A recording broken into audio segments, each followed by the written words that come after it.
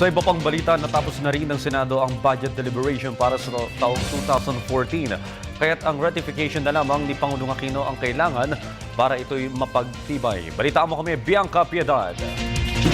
House Bill number 2630 is hereby approved on third reading. Affirmative votes, no negative at zero abstention. Pasado na sa ikalawa, ikatlo at huling pagbasa ng Senado ang 2014 national budget na 2.264 trillion pesos. Ang orihinal na budget ay nasa 2.268 trillion.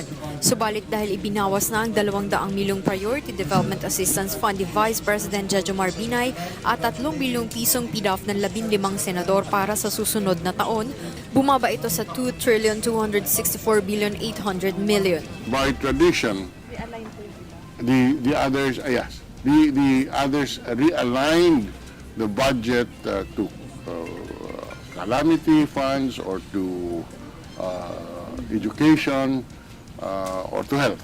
Ayon kay Senate President Franklin Drilon, ito ang unang pagkakataon simula noong taong 1992 na inihabilin muli sa chairman ng Senate Committee on Finance ang pag-aksyon sa individual amendments para sa iba't ibang sangay at ahensya ng pamahalaan, sa mungkahi na rin ni Senator Vicente Soto III.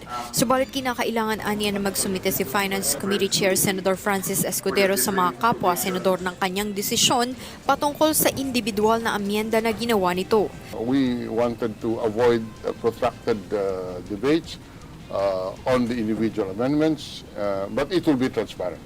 Nakatakdang isagawa ang bicameral dalawang bersyon ng Kongreso sa 2014 national budget sa Lunes. Sinabi ni Escudero na iminungkahi na niyang isa publiko ang pag-iisa sa bicam ng bersyon ng parehong kapulungan. Tatlong provision ang nakita namin.